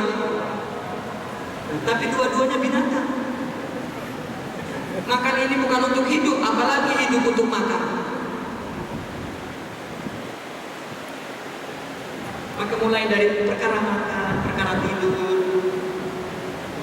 kita harus mensiasati nafsu dengan, karena bisikan nafsu tidak berhenti. Meskipun kita udah lawan lagi datang lagi, lawan datang, lawan datang, lawan datang, maka kita siasati. Jika benda ini yang mengganggu nafsu, tinggalkan benda sebelum kita punya kekuatan. Ya. Misalnya orang yang mengalahkan nafsunya di internet, tinggalkan dulu internet sampai kuat, kecuali kita melihat yang baik-baik. Kalau tetangga yang mengganggu, tinggalkan tetangga. Jiran yang mengganggu, misalnya ada perempuan lain, salah satunya dalam urusan perempuan mata yang menjadi utusan. Nabi mengajarkan jika melihat perempuan cukup nazroh. Udah. Nanti apabila sudah dibuang lihat, udah. Ini mata setan tidak kena-kena. Kata Nabi, an-nazru masmumun, sahmun masmumun min sihami iblis. Mata itu seperti panah yang diracuni oleh iblis. Maka jangan sampai kena racun iblis. Maka kata Nabi, nazratun ula lak wa nazratun tsani alaik. Pandangan yang pertama itu masih memberikan manfaat. Tapi apabila sudah terus yang kedua ini sudah memberikan madarat, maka kita mensiasati saja, karena nafsu tidak akan berhenti. Dan itu penting hidup kita. Nafsu itu penting. Kalau nggak ada nafsu, kita dicerai oleh istri kita. Tapi bagaimana kita mensiasati urusan perempuan, urusan mata kita lihat saja. Tapi jika terus kena racun, sudah hati itu sudah kalah parah, maka lihat. Tapi tidak berarti juga kalau ininya ditutup tapi ininya bukan di sini, tapi di sini sebetulnya. Namun latihannya pertama di mata. Lihat, banyak cara, artinya disiasati nafsu. Mungkin sudah terlambat sebetulnya apabila kita sudah ada seperti tadi dialog seorang murid dan guru. Ya. Karena dulu nafsu baru silakan menikah. Dan perempuan mata dengan laki-laki dengan perempuan memang tidak pernah kenyang seperti bumi dengan hujan. Ya, seperti orang ilmu, orang alim dengan ilmunya. Itu fitrah dan tidak aib. Yang penting bagaimana kita mensiasatinya. Nafsu. Yang kedua setan. Setan itu memperindah hawa agar nafsu menjadi bersyahwat. Setan, tapi setan itu lemah. Allah menyatakan inna kaidah syaitan dhaifah. Karena kaidah syaitan dhaifah. Apa tipu daya setan lemah. Tidak ada nabi yang tergoda setan, tidak ada. Nabi Adam tidak tergoda iblis. Iblis letih menggoda Nabi maksud. Tapi kemudian iblis menggoda Hawa istrinya. Hawa menggoda suaminya. Nah, itu suami kalah dengan istri. Kalah dengan perempuan. Maka semua nabi musuhnya manusia. Kan iblis sudah takut. Nafsu saja takut dengan nabi, manusia musuhnya. Maka kata Imam Junaidi, nafsu lemah, menggoda. Kita perlu berpikir saja, apalagi punya kekuatan rohani, berpikir jernih. Maka itu sebab Islam menjaga akal. Kenapa bila kita berpikir nanti akibatnya buruk, aku tenang. Setan itu tidak punya sifat sabar, tidak punya sifat menunggu, tidak. Dia menggoda jika tak sudah. Tidak punya jiwa yang kuat, tidak. Kalau orang tergoda setan, kita yang paling lemah. Tunggu saja, tahan saja. Kalau ada nafsu, pegang tangan kita kuat. Nanti setan kalah. Tapi nafsu yang tidak kalah itu, nafsu di dalam bilik kunci diri, kuncinya dibuang ke laut, dipadam, sholat sendiri. Kata nafsu, solehnya aku, tetap jangan sudah dapat. Maka nafsu perlu siasat. Nafsu itu khusus Nabi menyebutnya musuh besar. Jangan tidur dengan nafsu. Mesti kita lawan, dan itu anugerah dari Allah untuk menikmati anugerah kekuatan rohani yang tinggi. Sesuatu yang membuat kita jatuh dari nafsu, maka hindari, jauh.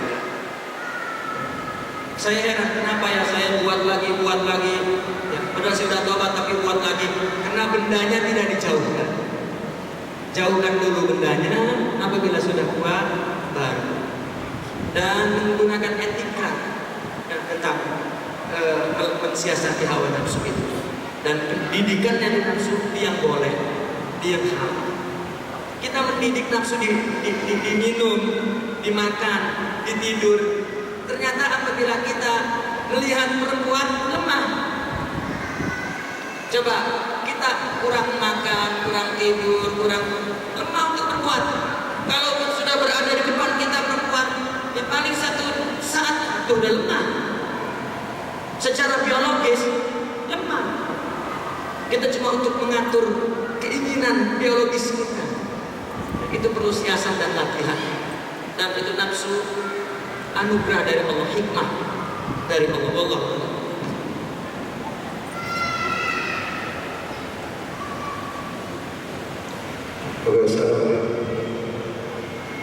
Assalamualaikum. Saya ada beberapa soalan. Sekiranya kalau kita berbicara sesuatu berkaitan soal agama ataupun soal hukum ataupun masalah persekitaran dunia sekarang, bila kita melihat seorang tu dianggap mereka saja yang betul daripada apa segalanya.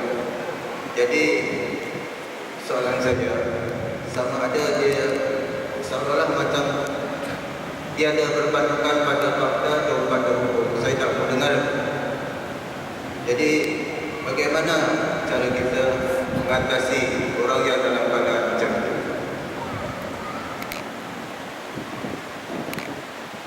Maksud saya, Orang yang selalu merasa betul. ya, orang yang selalu menganggap diri dia betul saja apa yang dicakap, sama ada dia mengikut akal atau mengikut nafsunya saja. Jadi daripada pihak yang lain dia diam saja, tak ada melawan balik. Tapi seolah-olah orang lain akan menganggap dia kalah. Macam mana kita cara mengatasi daripada seorang yang lain?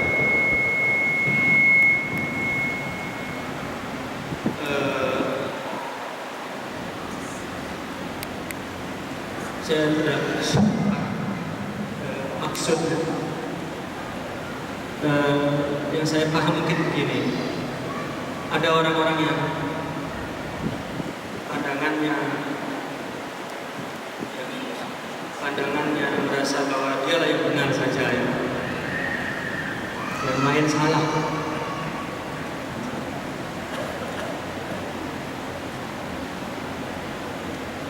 Ya,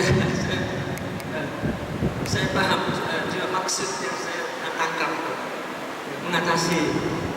Karena ya, kita diajarkan, fakir sendiri punya sikap menghadapi orang itu tinggalkan. Ini artinya kenapa kita punya pandangan yang kita rasa baik, ya sudah. Orang mengatakan kita dengar saja. Karena jika itu orang berilmu, dia akan tahu mana ilmu, mana yang dia tak tahu. Orang jika tidak punya ilmu, maka dia akan merasa bahwa dirinya baik. Saya tidak melihat ada orang yang berilmu merasa bahwa dirinya saja yang baik. Imam Syafi'i pernah berkata, kalau aku dialog dengan orang alim, aku menang. Kenapa? Karena dia akan melihat dengan ilmunya. Tapi jika aku berdialog dengan orang bodoh, aku kalah. Setelah aku katakan berbagai argumen kebenaran bodoh tadi, karena dia hanya apa yang dia paham saja, itu jahil. Bahkan Imam Syafi'i mengatakan, tarkul jawab alal jahil jawab. Jangan dilayani, itu jawaban yang baik bagi orang yang jahil. Orang yang mencari ilmu tidak akan berhenti dari manapun. Tapi kalau orang sudah di kepalanya dengan apa yang dipahaminya, nanti dia punya bekal yang sedikit. Artinya kita lihat dia seorang bahisin atau seorang apa? Arti orang mencari yang masih menambahkan ilmu. Kecuali ada orang yang memang ingin itu kesalahannya. Seorang pelajar ya, mestinya tidak terikat dengan berbagai macam golongan.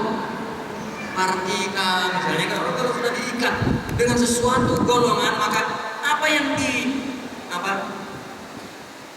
dipahaminya akan dilarikan ke sana. Dan apabila yang tidak dilarikan ke sana salah, maka menjadi sempit. Mazhab misalnya, kita kan mazhab Syafi'i kan. Misalnya ada orang, kita Sampai kunut, lalu orang itu tidak kunut. Lalu kita beritahu jangan. Itu memang sudah masalah ikhtilaf. Yang terjadi banyak perkara apa? Kalau perkara ikhtilaf, kalau berbeda ya sudah. Dia merasa benar tidak kunut, betul. Dan kita pun mesti merasa benar dengan kunut. Sudah. Bagaimana kita tidak melakukan sesuatu kita sendiri tidak merasa benar? Artinya memandang ini benar, bukan merasa bahwa kita tidak salah. Kita memandang bahwa ini benar, kita lakukan. Lalu dia pun mengatakan yang benar adalah tidak kunut, betul bagi dia. Lalu perkara-perkara ini tidak perlu kita debat, ya, tidak perlu. Lalu kata dia, contoh tawasul misalnya, tawasul kepada yang mati tidak boleh. Ulama berpendapat ada yang boleh. Lalu dia hukum tidak boleh. Saya mengambil yang boleh, sorry, selesai. Kamu kafir, syukran, terima kasih. Karena musuh Islam mengadu domba kita dalam perkara yang khilafiyah, ikhtilaf. Musuh itu punya strategi untuk mengadu domba kita di perkara ikhtilaf furu'iyah. Maaf, artinya saya turut campur cakap perkara di Malaysia seperti kes berdekat anjing. Ya. Itu masalah khilaf. Mestinya jangan bising. Apabila ulama bergaduh, itu strategi dari musuh Islam. Wah, lama ini umat Islam tidak bergaduh, dibuat satu tek bergaduh. Perkara anjing bisa diselesaikan, itu masalah furu'iyah. Tapi tengok di ulama, wah, berhasil. Ada strategi musuh, yaitu dengan mengadu domba kita dalam perkara khilafiyah. Coba kita lihat, umat Islam bergaduh masalah apa? Khilafiyah saja, coba lihat. Masalah ziarah kubur, masalah tawasul, itu khilafiyah, bukan? Tapi diangkat itu ideologi akidah. Buka kitab sebanyak-banyaknya, jangan kitab dia saja. Nah, maka menghadapinya ya sudahlah. Artinya musuh mengadu domba di perkara itu. Orang kalau tukar Allah, baru ini masalah besar. Orang kalau ingkar kepada Rasulullah itu baru perkara besar. Orang mengingkari hari akhirat itu perkara besar. Karena fikih punya usul. Ini baru yang dipertahankan, sholat, puasa ini tidak boleh. Tidak. Jika debat sholat cuma 4 kali, 4 waktu, ini baru kita berani. Tetapi kalau sama-sama 5 waktu, bedanya pun tidak kunut dan zikir tidak zikir, itu furul. Ya. Ingat, musuh Islam membuat strategi. Apakah berupa satu golongan strateginya atau berupa satu statement atau berupa satu adegan sosial, ya. Maka kita jangan kalah dengan strategi musuh. Dan hindari hiwar dan debat, hindari sehindar-hindarnya. Kita tidak perlu artinya mengalahkan orang lain apabila kita sudah yakin dengan apa yang kita miliki dan kita tahu dalilnya dan kita menang, selesai. Perkara umat begini, yang dilakukan dia tidak tahu ilmunya, lalu dikritik, jawabnya dengan marah. Ini bahaya. Kalau memang sudah ada ikutannya, sudah ikut saja kepada yang punya ilmu dan pelajari sedikit-sedikit. Selesai. Nah, di Indonesia ada satu golongan, satu tempat, tiba-tiba datang ustaz, ya, melarang ini itu yang sudah jadi amalan dia.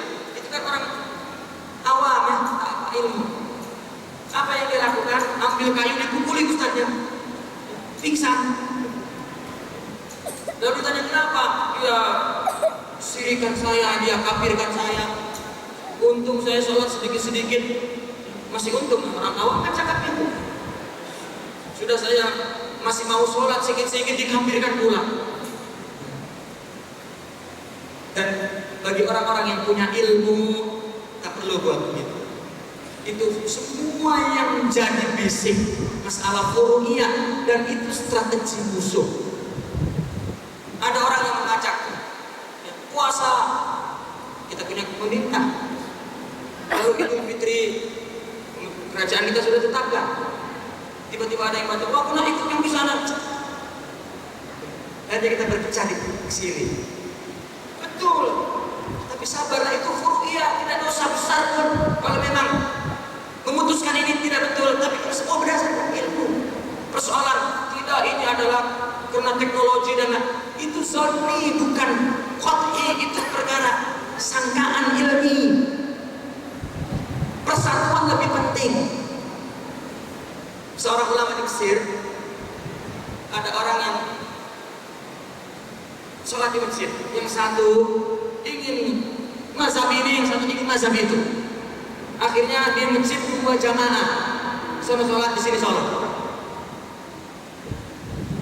Lalu mereka mengadukan halnya kepada seorang ulama, apa yang kami buat kalau sudah begini, dua-dua tidak mau ngalah. Lalu kata imam, sudah kamu keluar dari masjid, kita kunci saja masjid ini, tutup, selesai. Ini lebih penting daripada Anda berpecah di dalamnya. Ini lebih baik. Berusaha untuk mengunci perpecahan dan perdebatan. Pelajari, pahami, amalkan. Selesai. Saya kira begitu, kalau itu betul. Ya, jawaban. Dan yang dimaksud Allah.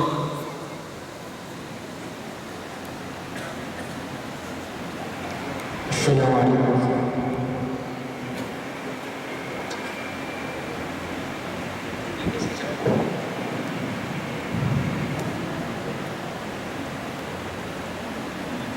Bolehkah seorang itu sampai ma'rifatullah tanpa belajar ilmu syariat dan tanpa berguru? Tidak mungkin dan mustahil, nanti jadi bomoh. Orang ma'rifat tanpa belajar syariat dan tanpa guru tidak bisa. Hatta orang bersyariat tanpa guru pun sesat. Bagaimana tanpa syariat, tanpa guru pula? Nah, nanti jadi bomoh, jadi ahli sihir, jadi dukun, ya, jadi Fir'aun, jadi Namrud. Tidak. Perlu bersyariat. Tasawuf mesti berdiri di fikih. Kalau tidak berdiri di fikih, jatuh tasawuf dan menjadi zindik kafir yang tidak diterima taubat. Ada orang yang merasa bertasawuf, katanya sudah sampai ke Allah, lalu meninggalkan sholat. Wallahil azim wa rasul, kafir mutlak. Tidak bisa. Tasawuf berdiri di atas syariah. Tanpa syariah tidak ada tasawuf. Sekarang tasawuf itu batin. Kalau syariat itu, fikih itu zahir. Ada tak batin tanpa zahir? Ini kan dalam, ini luar. Ada tak orang yang memandang luar tidak ada dalamnya? Otomatis ada dalamnya. Ada luar, ada dalam. Tapi orang luar semua nampak, dalam tidak nampak. Boleh. Orang semua sholat tapi tidak khusyuk, boleh. Dan masih dapat pahala. Tapi kalau orang khusyuk tidak sholat, macam mana? Oh, saya yang penting ingat Allah tapi tidak sholat, tak ada. Kalau dia ingat Allah, sholat, karena itu perintahnya. Assalamualaikum. Dalam ayat Al-Quran daripada surah Yasin,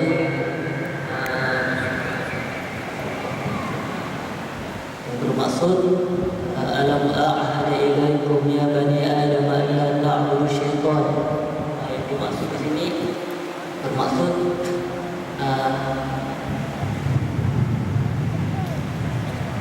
bukankah sudah aku mengatakan, yaitu Allah, wahai anak Adam, janganlah kamu menyembah syaitan. Timbul soalan di sini, apakah yang dimaksudkan itu menyembah syaitan?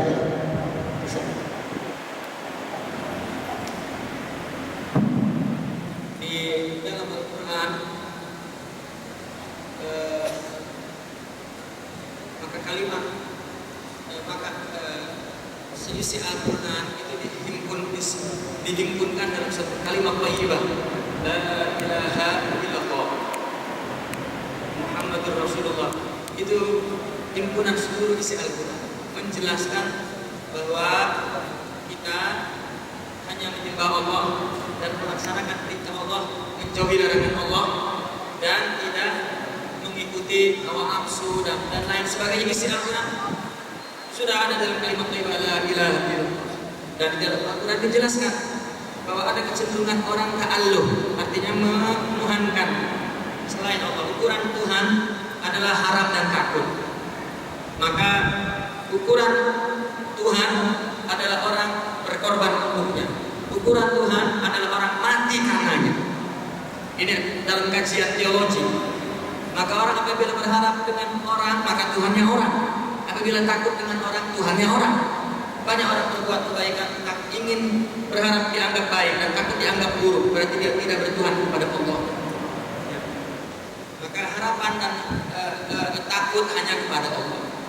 Dan juga ukurannya berkorban. Apabila kita berkorban, kurban itu sendiri bahasa yang kita miliki. Kurban itu dari kurung mendekatkan diri kepada Allah. Sebetulnya yang bahasa Arabnya disebut udhiyah, kurbanan, untuk mendekatkan diri.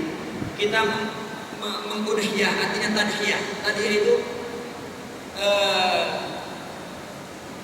satu istilah, artinya kita tidak punya bahasa lain kecuali kurban, ya. Pengorbanan. Kita sudah ambil kata kurbannya untuk perbuatan udhiyah. Maka apabila kita melakukan sesuatu demi bukan Allah, maka itulah Tuhan. Nah, di Al-Quran banyak sekali ayat. Ada ilahnya Hawa dan ada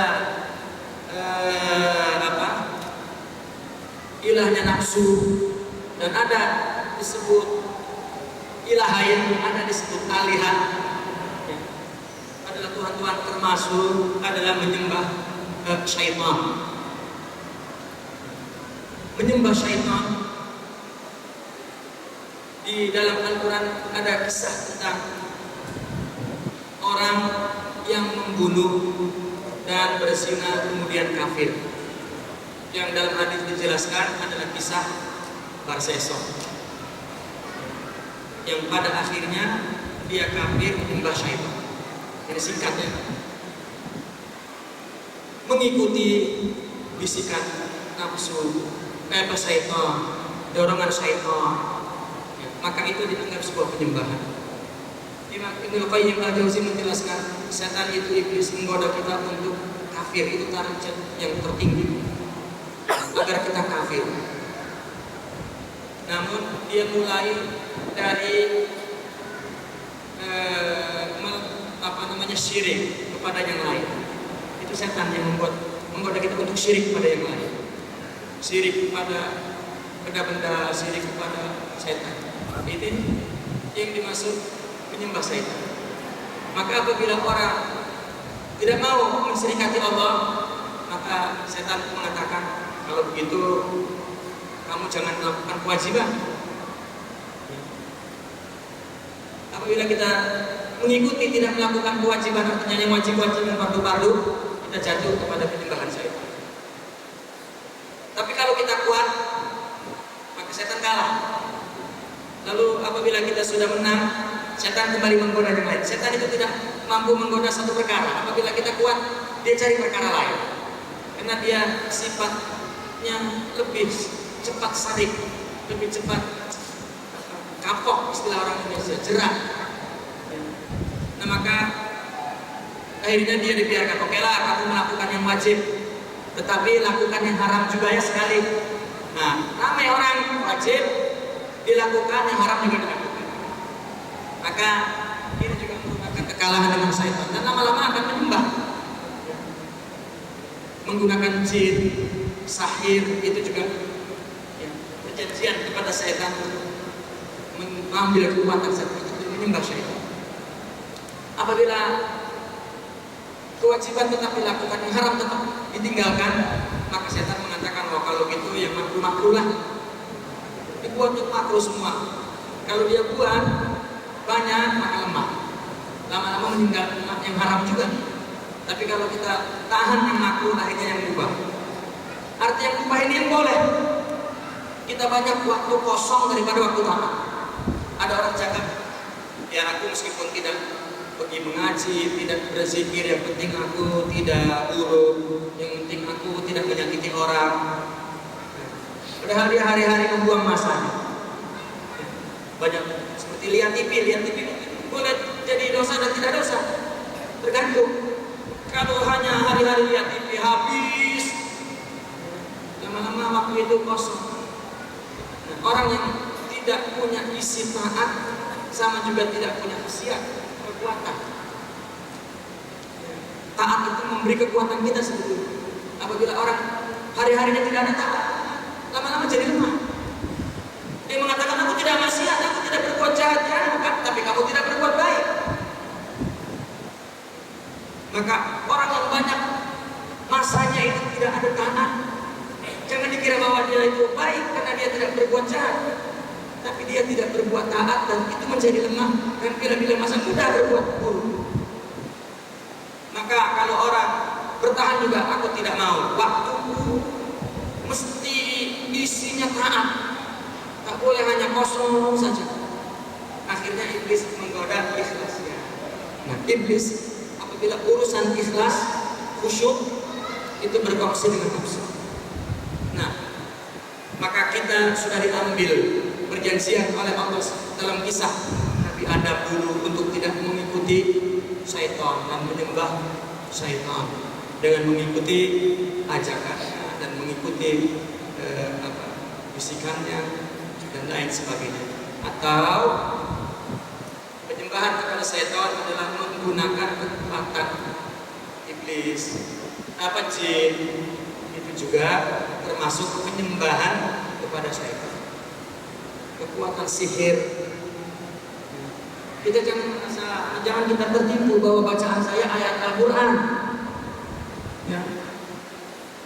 Ada doa pengasih ya, pengasih agar perempuan suka dengan kita. Banyak doa-doa itu, ada doa bahasa Jawa, bahasa Sunda, bahasa Melayu, bahasa Sanskrit, bahasa Suryani, bahasa macam-macam. Karena jin itu suka dengan kata-kata yang indah, kata-kata yang sastra. Maka itu sebab semua mantra kata-kata indah.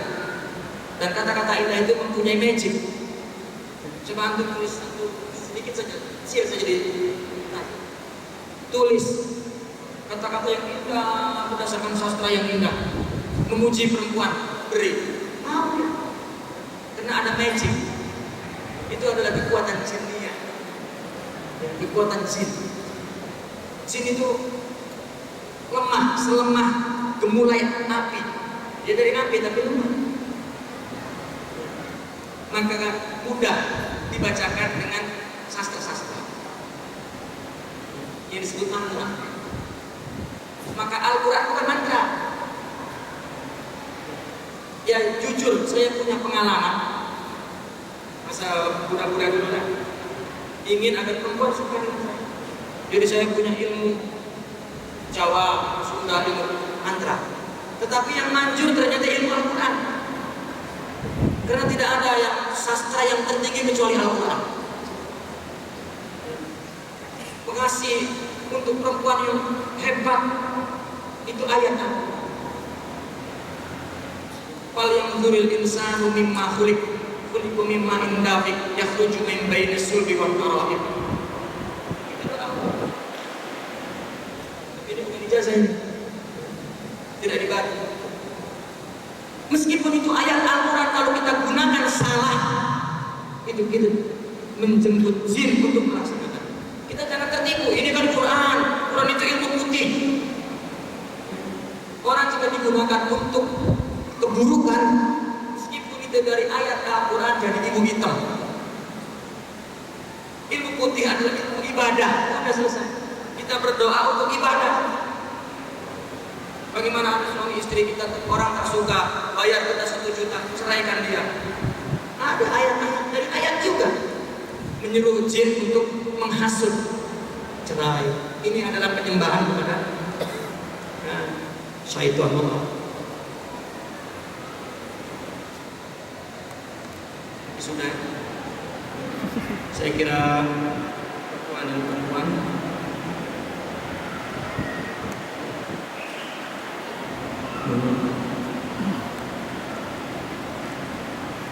InsyaAllah ini sampai yang terakhir dan lepas ini kita beri laluan kepada untuk sini istirahat insyaAllah.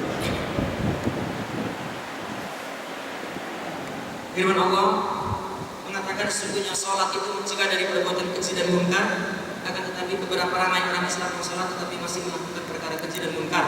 Di manakah kelemahannya dan apakah yang terdorong? Islam di dunia tetapi belum tentu Islam di akhirat. Ini terakhir.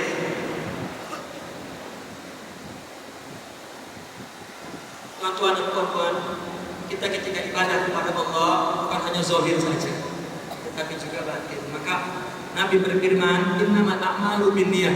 Ini soalan kecil tapi jawabannya besar. Saya mencoba untuk meringkas. Nabi bersabda, innamal a'malu binniyah. Amal adalah aktiviti fisikal. Ya. Amal itu adalah lebih kepada bermakna ibadah. Maka Nabi menggunakan innama al-a'mal, amal istilahi, amal menurut Islam, yaitu ibadah. Karena bagi Islam hidup kita ini ibadah, aktivitas kita ini ibadah. Jika karena di sini ada innama, hanya menjadi amal, menjadi ibadah apabila dilakukannya dengan niat. Ya.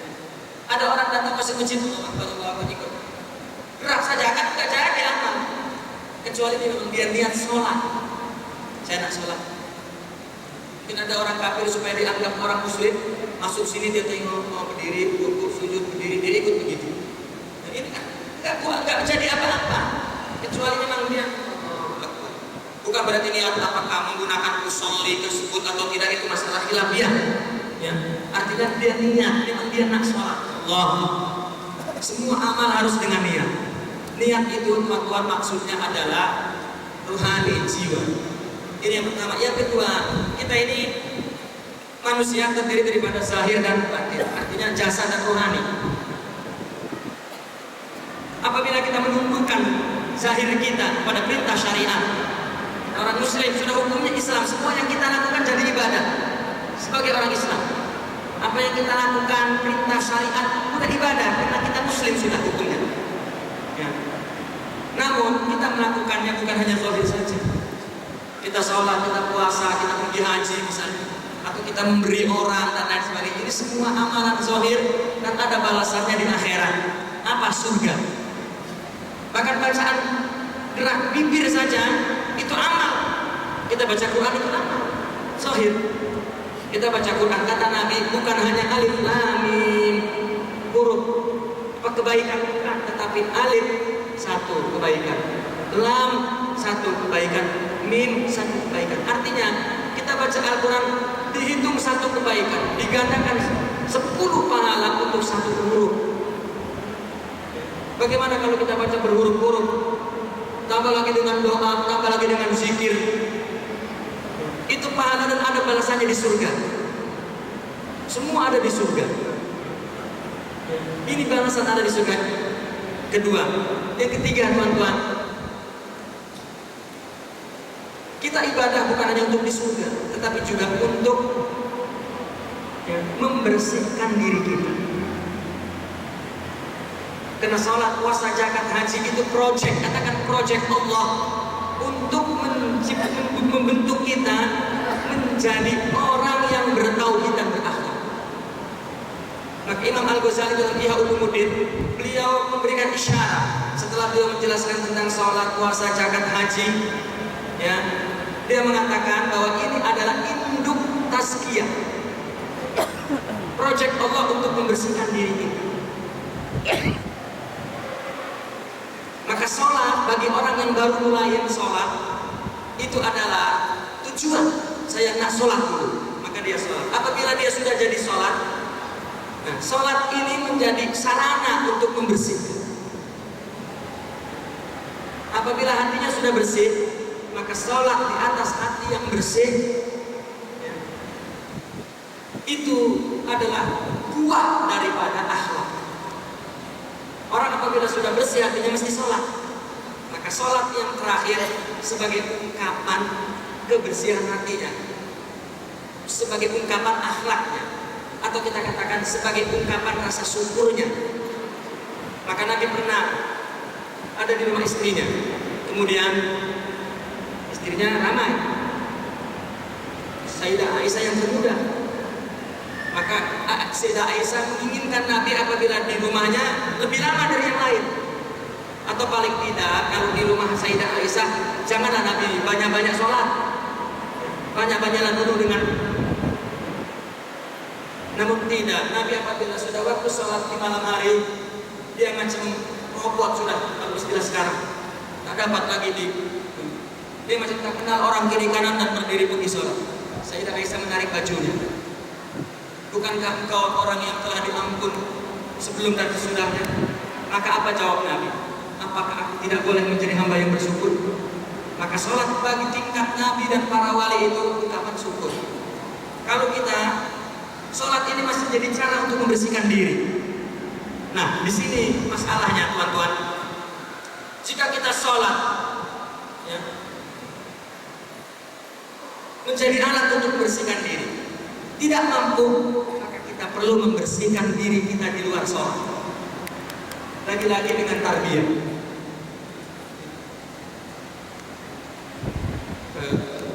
Besar jawaban soal kecil ini. Begini, orang beramal itu tidak dapat hanya dengan ilmu saja, tetapi dia kena juga dengan hati yang bersih. Karena innamal a'malu binniyat. Niat ini artinya ruh, jiwa yang bersih, ikhlas. Lihat ulama ketika bicara hadis ini, niat artinya ikhlas dan lain sebagainya.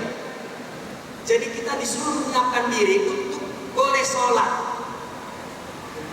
Kalau sholat kita ternyata tidak jadi sarana, berarti kita terus penyakitnya. Maka tidak cukup sholat, maka dia perlu dibersihkan hatinya. Begini, kalau kita sholat hanya lahir saja, hanya melahirkan pahala, tetapi rohani kita tidak bersih.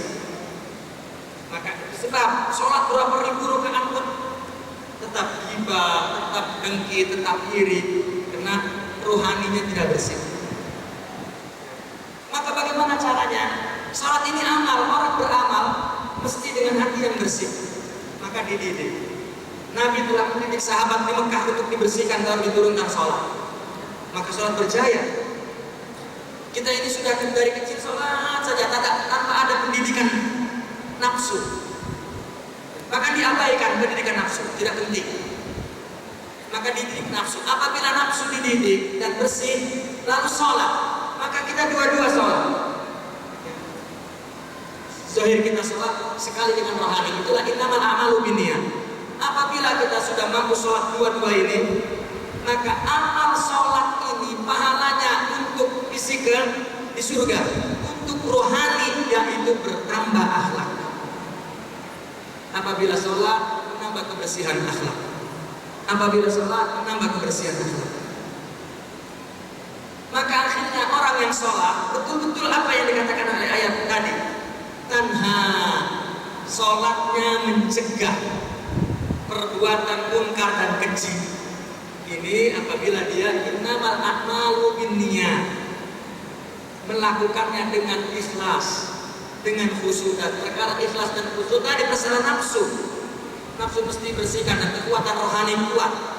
Apabila orang sholat dengan rohaninya, pahalanya tidak kurang, bahkan bertambah. Dan yang keduanya adalah akhlaknya mulia. Tuan-tuan, orang yang sholat tanpa memikirkan, artinya sholat ini amal, tanpa memikirkan bahwa untuk beramal itu perlu hati bersih. Dia sholat saja dan dia tahu bahwa dia memang tidak bersih. Sholat tidak cukup karena sholat dia tidak keluar dari pendidikan hati yang bersih. Terus saja pahalanya banyak. Bukan hanya sholat, puasa, doa, zikir, pahalanya banyak. Tetapi akhlaknya yang buruk itu tuan-tuan yang merusak akhlak, yang merusak pahala sholat, pahala ibadah. Tahu-tahu di akhirat kita kehilangan pahala. Mana saya sholat sunnah, saya baca wirid, saya baca Al-Quran saya. Maka kata Allah sudah baca Allah fayaj'aluha haba'an mansura. Allah tidak kira seperti debu, tidak ada artinya. Kenapa? Karena Anda gibah. Kan dalam hadis, orang apabila gibah kepada orang lain, ya, maka pahalanya diambil oleh Allah, diberikan kepada yang digibahi. Itu akhlak buruk menghancurkan pahala kita. Lalu dosa orang yang digibahi diberikan kepada kita, lagi musibah. Dan dengan terang-terang Nabi bersabda, innal hasada ya'kulul hasanat kama ta'kulun narul hatab. Bahwasanya hasad, apa hasad? Dengki memakan pahala kebaikan seperti api membakar kayu kering. Kita tak sadar bahwa akhlak buruk kita memakan seluruh pahala. Kita letih-letih ibadah tidak punya pahala, dimakan oleh akhlak buruk. Padahal jika sholat di atas hati yang bersih, bukan hanya pahala banyak, akhlak kita menjadi mulia, dan akhlak mulia memelihara pahala, bahkan menggandakan pahala. Sabar, pahalanya tidak dikira. Orang melakukan kebaikan tanpa sabar tetap berpahala, tapi apabila dilakukan dengan sabar, bi ghairi hisab, pahalanya berlipat.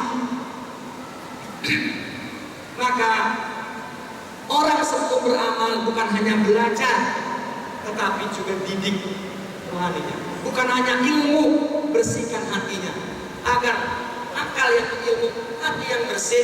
Ketika beramal, sholatnya tanha anil fahsya'i wal munkar, puasanya mengeluarkan dia dari dosa seperti bayi baru lahir.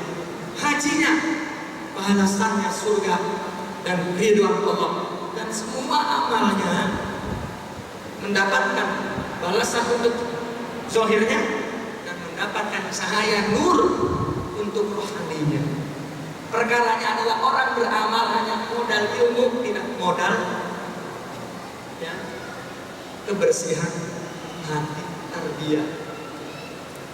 Itu yang saya tahu, itu yang kami pahami dan kami dilakukan, bahwa akhlak memelihara pahala kita. Terakhir kami tutup ya dengan hadis Rasulullah pernah bersabda, ala unabbiukum biqaumin ya'tuna yaumal qiyamati bi a'malin bayda kajibal tihama fayaj'alaha Allahu haba'an mansura fatajashsha'a thawban faqala ya Rasulullah sibhum lana wa hallihim 'alana wa nahnu minhum wa la na'lam amahum min ikhwanikum wa min zildatikum wa ya'khuduna al-layl kama ta'khudun walakinnahum idza khalau bi maharimillahi intahaku. Nabi bersabda, tiba-tiba di depan sahabat Nabi berkata, maukah aku beritahu ada segolongan orang yang datang nanti di hari kiamat membawa amal putih-putih. Amal putih ini amal soleh sebesar gunung-gunung Tihama di Madinah sekitarnya itu. Maknanya dia orang yang beramal soleh, tetapi di hadapan Allah, Allah jadikan seperti debu yang berterbangan. Artinya tidak ada gunanya. Sahabat yang paling junior di belakang sana, karena dia ingin nampak dengan Nabi, fatajashsha'a, dia berdiri di atas lututnya dan mengangkat tangannya, ya Rasulullah, jelaskan kepada kami ciri-ciri orang itu, kami takut masuk ke dalam golongannya. Maka kata Nabi, dia itu saudara kamu, orang Islam, orang beriman. Wa min jiradatikum, artinya jilid itu artinya orang yang tangguh beribadah seperti kamu. Maka kami sebut, Nabi sebut salah satu contoh ibadahnya, wa yakhuduna lail kama ta'khudun. Dia bangun malam sama dengan kamu. Tapi di mana persoalannya? Semua ibadahnya itu ternyata dilakukan di atas hati yang tidak bersih. Nabi menyebut akibatnya. Tetapi dia apabila berdua-dua dengan yang diharamkan Allah melanggar. Artinya bahwa ibadahnya di dunia tidak mencegah dia untuk melakukan keburukan. Karena kekuatan ibadahnya tidak di atas hati yang bersih. Maka pahalanya pun hancur, dijadikan debu oleh Allah. Itu yang dijelaskan Nabi. Dengki, memakan keburukan, hasad dan lain sebagainya. Maka akhlak memelihara pahala di surga. Wallahu a'lam. Aku liqauli hadza wa astaghfirullahi wa lakum. Assalamualaikum warahmatullahi wabarakatuh. Assalamualaikum warahmatullahi ucapkan kepada Sidi Syekh Muhammad dan kami juga bagi pihak majlis mengucapkan jutaan terima kasih kepada Dewan Kuasa Masjid dan terutamanya Haji Mahmud Ali dan membantu pengurus masjid yang telah menjayakan kuliah kita pada malam ini. Dan insyaAllah kalau begini kehadiran dan bersambutan dan sangat digalakkan, insyaAllah boleh dari sini Syekh Al-Mu'min untuk datang ke masjid ini dan terutamanya pada tawaf untuk mengadakan kuliah-kuliah dan diskusi dan sebagainya, insyaAllah. Dan di samping itu juga untuk esok pula perjalanan kuliah Sidi akan menyampaikan kuliah subuh iaitu di Bandar Seri Indah di Masjid Azimah. Jadi dijemput juga para hadirin yang ada pada malam ini untuk hadir pada kuliah esok pagi. Dan di belakang sana juga ada jualan buku-buku daripada Sidi Rahimuddin juga di pintu belakang sana. InsyaAllah bagi yang berminat boleh di belakang sana, insyaAllah.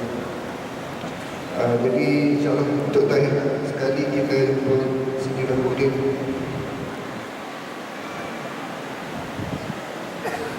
اللهم صل على سيدنا محمد وعلى اله وصحبه وسلم. اللهم انا نسالك ان تحققنا بما علمتنا وعلمنا ما ينفعنا وزدنا علما برحمتك يا ارحم الراحمين. اللهم انا نسالك قلبا خاشعا وبدنا صغيرا ونورا ساتيا وشفاء من كل داء. اللهم اغفر لنا ولا تكن علينا واثرنا ولا تثر علينا وارضنا وانت ترضى عنا. اللهم اهد بنا واجعلنا سببا لمن اهتدى يا رب العالمين. اخرجنا من ظلمات الوهم واكرمنا بالعلم واكرمنا بالتقوى وجميلنا بالعافيه. اللهم افتح علينا فتوح العارفين برحمتك وانصر علينا رحمتك وذكرنا ما نسينا برحمتك يا ارحم الراحمين. اللهم انا نعوذ بك من العجز والكسل والجبن والبخل والهرم والغفله والذل والمسكنه من الفقر والكفر والفسوق والصفاق والنفاق والسوء والرياء. ونعوذ بك من السمم والبخل والجنون والجذام والبراس وسيء الاسقام. ربنا ظلمنا انفسنا وتب علينا ولا تكن لنا وتكن خاسرين. لا تدع لنا بما كرهنا هذا ذنبا الا غفرته ولا هما الا فرجته ولا دينا الا قضيته ولا يا سيدنا يا رب العالمين. ربنا لا تؤاخذنا إن نسينا أخطأنا. ربنا ولا تحمل علينا إصرا كما حملت الذين من قبلنا. ربنا ولا تحملنا ما لا طاقة لنا به واعف عنا واغفر لنا وارحمنا أنت مولانا فانصرنا على القوم الكافرين. سبحان الله وبحمده ما يصفون. والسلام على المرسلين والحمد لله رب العالمين. بسم الله.